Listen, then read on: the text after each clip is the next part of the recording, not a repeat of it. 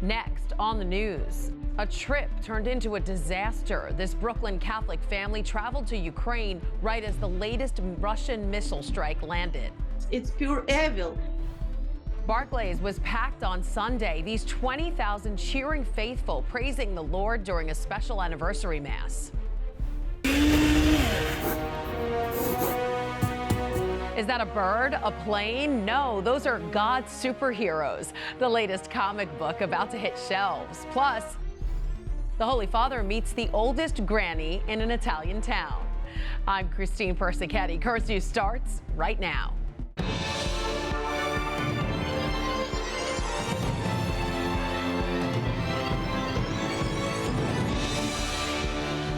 Dozens killed after a Russian missile attack hits a Ukrainian children's hospital.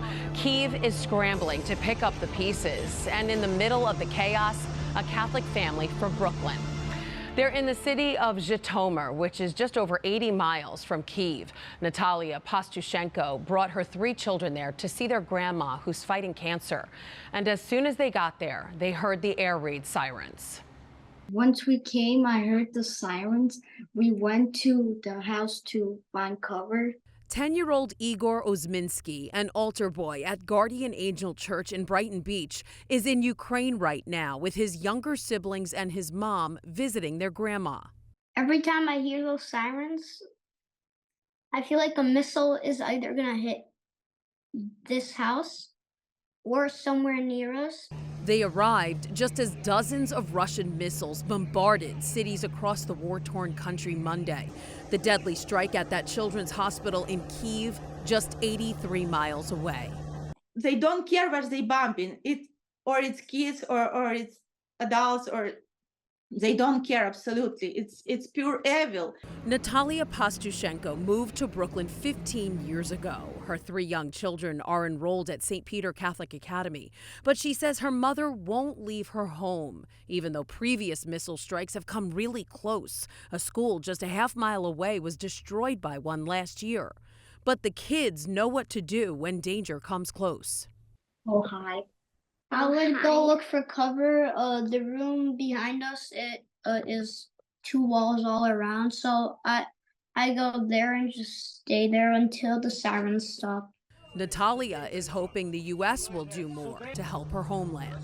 Only Ukraine is fighting for the whole world, and at least the United States should give us more air defense system and maybe more tanks, more ammunition to help us to find this devil. In the meantime, they hold out hope. I hope the war ends. And they pray every single day. We are praying for Ukraine, for Ukrainian soldiers, for Ukrainian volunteers. We hope this awful war to be over soon, but it doesn't look like it's gonna be over soon. The family's pastor at Guardian Angel Church, Father Sergei Emmanuel, responded to the latest strike, saying it's terrible that the world cannot unite to stop this war. Meanwhile, the people of Ukraine aren't far from the mind of the Holy Father, who remembered them while visiting the Italian city of Trieste. From this city, let us renew our commitment to pray and work for peace, for martyred Ukraine. The Pope was in Trieste on Sunday for the concluding Mass for Italy's 50th Catholic Social Week. The 4-day conference is organized by Italy's bishops to promote the church's social agenda. The trip comes as the Pope is preparing for the longest international journey of his 11-year pontificate. The Holy Father will travel more than 20,000 miles during his 12-day visit to Asia this September.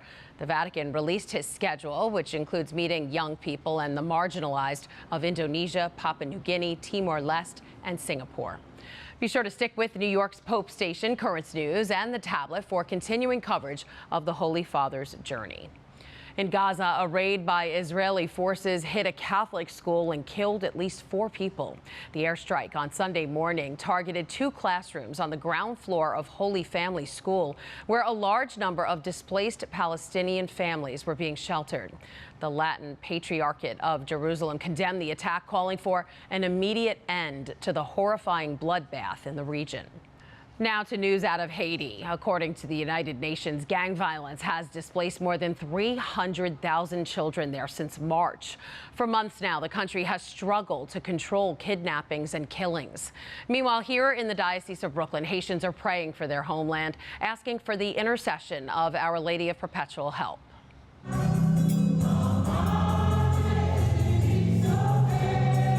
The Mass, sponsored by the Diocese's Haitian Apostolate, marked the feast day of the Marian Apparition. Every year, people from the Caribbean island remember and thank the patroness of Haiti for helping to save the country from a smallpox outbreak in 1882. During this year's Mass at Our Lady of Perpetual Help Church in Sunset Park, Bishop Robert Brennan and the faithful prayed for Mary's intercession again. Over the weekend, Catholics crowded the Barclays Center, but not for a game or a concert.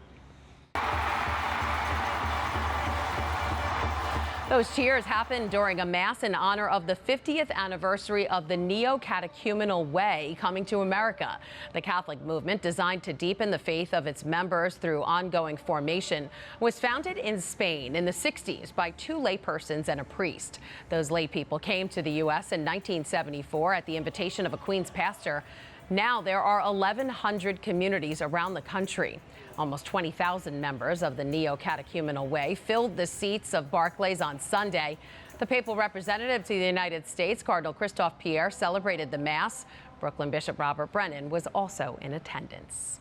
You've heard of Superman, but how about super saints? The latest heroes taking over the comic book world are the holy men and women you probably already know and love.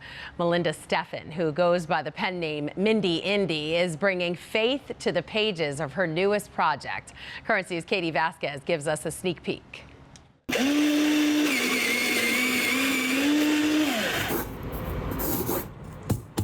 Sketching with just a pencil and paper.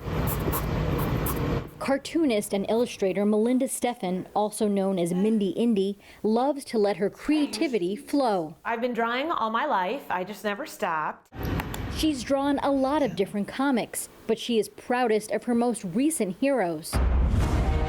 Called God's Superheroes, the series highlights amazing real-life Catholic women and men.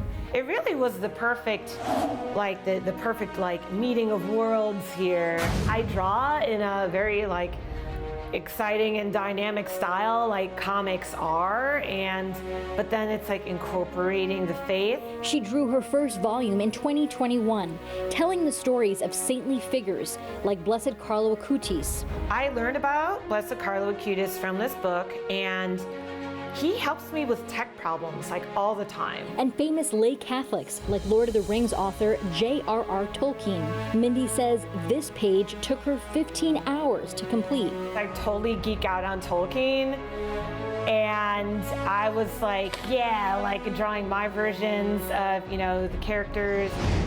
She offered Currents News a sneak peek of the second volume in the series, coming out in the fall. It features heroes like Saint Marianne of Malachi. It was really fun drawing those illustrations because it's oh, Hawaii is so beautiful, and I incorporated the cool plants and stuff. Mindy is a devout Catholic attending Mass every week at St. Joseph's Church in Greenwich Village. She says that blending her faith and drawing skills has been a highlight of her career, especially when she sees other Catholics enjoying her comic. A woman comes up to me, she was like, my daughter, she carries this book wherever she goes. Mindy ultimately hopes to continue the series, but who her next hero will be? That's a super secret. In Red Hook, Katie Vasquez, Currents News. Seems like a pretty cool book. The Pope met a pretty amazing woman during his trip this weekend. He greeted the oldest granny in Trieste.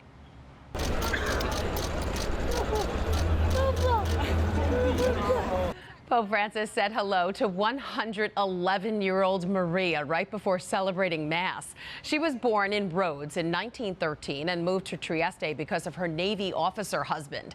She has seen 2 world wars, 2 pandemics, and the appointment of 10 popes. And while we don't know if she ever met any others, she was certainly excited to see Pope Francis. The Holy Father, in return, gave her a blessing and a rosary. So sweet. That is this Currents News Update. I'm Christine Persichetti. Thank you for joining us because we are putting your faith in the news. Hope to see you again next time.